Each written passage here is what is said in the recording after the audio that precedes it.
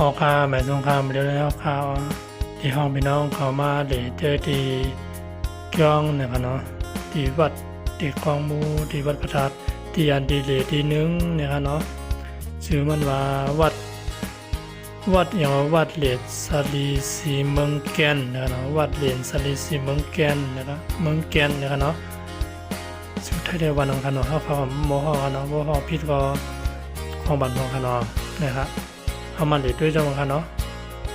เนี่ยว่าเป็นดีเลที่หนึ่งของเขาเนี่ยพี่น้องเขาก็มาเหรียญกันนั่นนะครับเนาะนะครับมีในเกียงใหม่เนี่ยค่ะเนาะไปมาฮอดถึงเกียงใหม่ก็อยากเรื่องมาวิลิตด้วยค่ะนะไปมาเดี๋ยวแล้วกันมีเมืองเกียงใหม่นะคะนะพอพี่น้องเกียงใหม่บ่พี่น้องใต้นี่อยู่ค่ะนะพี่น้องใต้นี่เกียงใหม่ได้ก็ดีครับย้ำอยู่นะครับเตรียมก็อะไรความทันก็ดีเนาะอย่าลืมเข้ามาด้วยปัญญาเสียคำกันเนาะ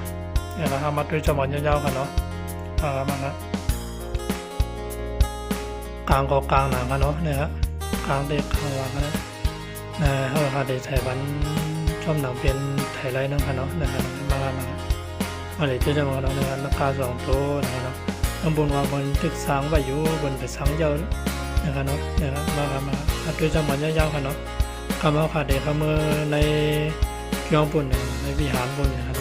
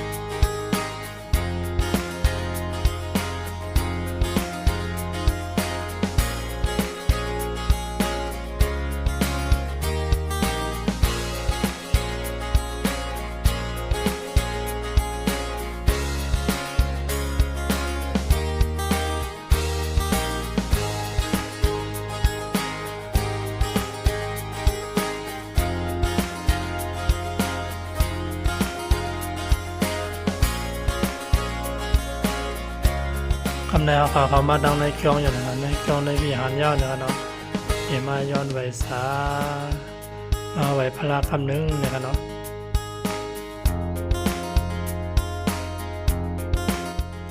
คำในมาครับพี่น้องเขากะเหรี่ยจำกันนะกะเหรี่ยด้วยจำกันดังในกันเนาะดังในก็มีพระธาตุข้อมูลนำหนักกันเนาะมาครับเขากะเหรี่ยด้วยจำกันเนาะกลางไว้กันเนาะเขาก็ได้ขึ้นถึงแค่ครั้งเดียวกำนึงเนี่ยอะไรได้ก็ได้ข้อมูลนำหลักกันเนาะ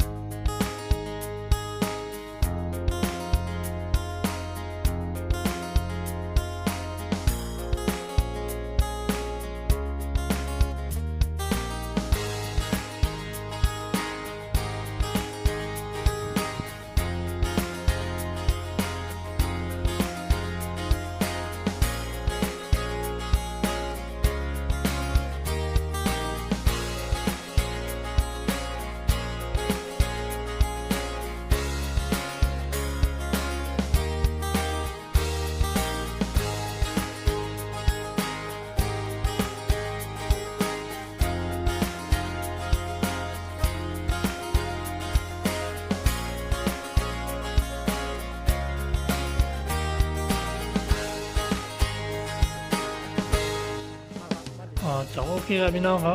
เป็นยังไงครับในข้าวเนี่ยนะแน่นั่นมาเด็ดด้วยจังหวัดนำกันเนาะด้วยยาวๆจังหวัดครับ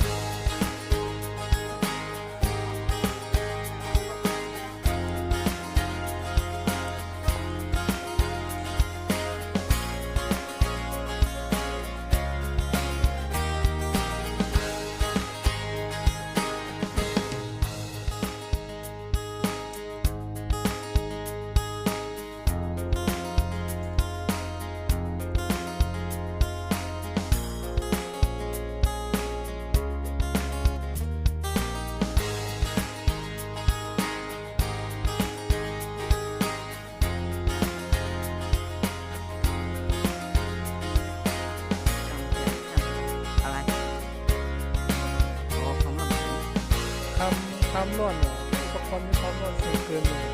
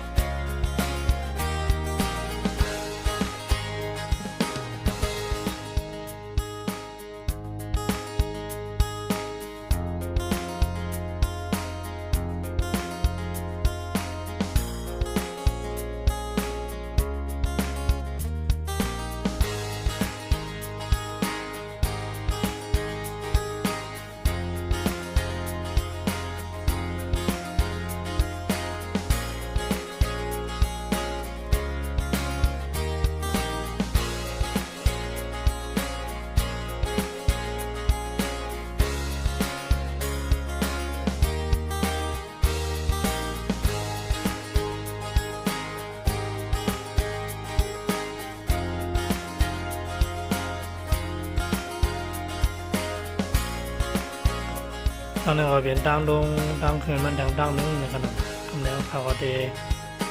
ออกมือยาวนะครับเนาะแปลว่าด้วยจังหวะยาวๆแทงเขาได้อยู่นะครับเนาะนี่ครับต้องรอบ้างเหมือนกันเนาะนี่ก็เป็นดังขึ้นดังลงมันดังนึงนะครับเนาะ